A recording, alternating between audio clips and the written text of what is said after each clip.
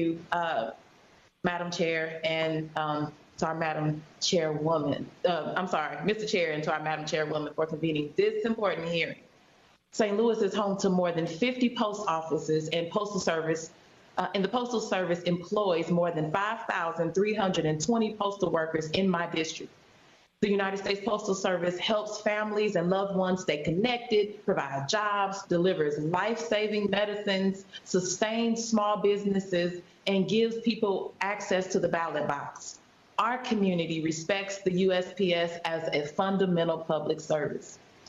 Chairman Bloom, by statute, the Postal Service's Board of Governors comprises 11 individuals, including 9 people appointed by the President with the advice and consent of the Senate, and then the Postmaster General and the Deputy Postmaster General, who are all appointed by the Board of Governors.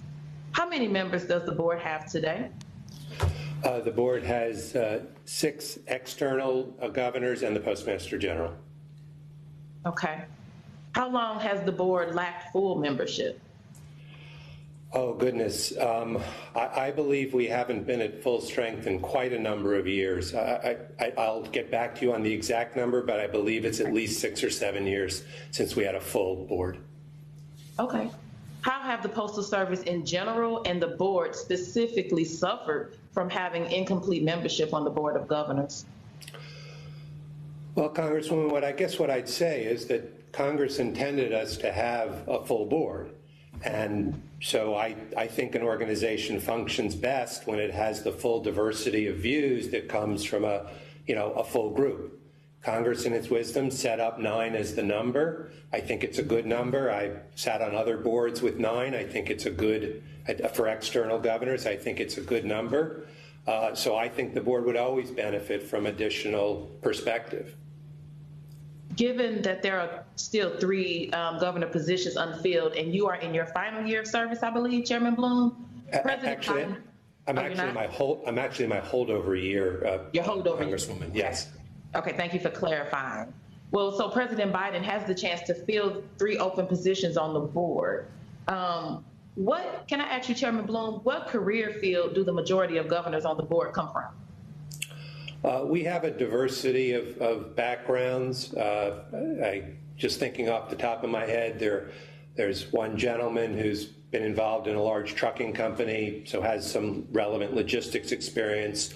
There's another gentleman who's been in finance, another business-oriented individual. There's one of the governors has been involved as an airline pilot and a union leader. So it's a diversity of backgrounds. What is the average net worth of governors on the board? I have no idea. Okay. How about any Black, Indigenous, or people of color on the board? The board is comprised today of 6 white males. How many women serve on the board? It's 6 white males. Exactly, yes. We need women to the front. So currently the board includes only white men. That's grotesque lack of representation is a critical opportunity to diversify the board's ranks.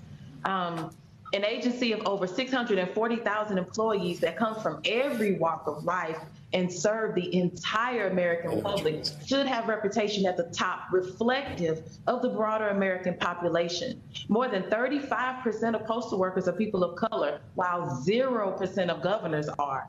Meanwhile, the positions that are filled and are not supposed to be represented by special interests actually include Wall Street bankers and fossil fuel lobbyists. This question is for Postmaster General DeJoy. Do you see it as a problem that the Board of Governors of the United States Postal Service looks like a millionaire white boys club? What I would say is that the Postal Service's not having a full board is not enabling it to reach its full breadth of impact, and I welcome that. And I would say also there was a period where there were no board members on the Postal Service, but that is not a problem of the Postal Service.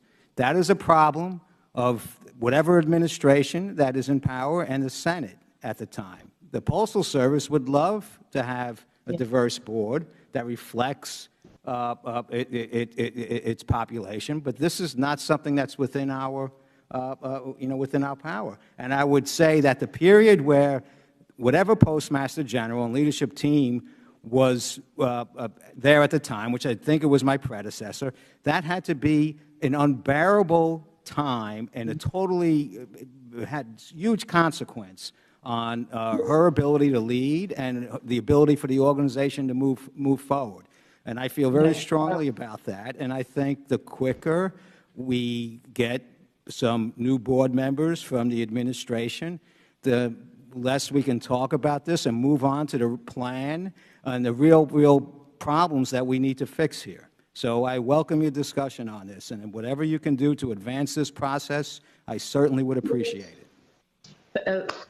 Thank you, Postmaster General. I'd like to reclaim my time. The gentlewoman's time has expired. No.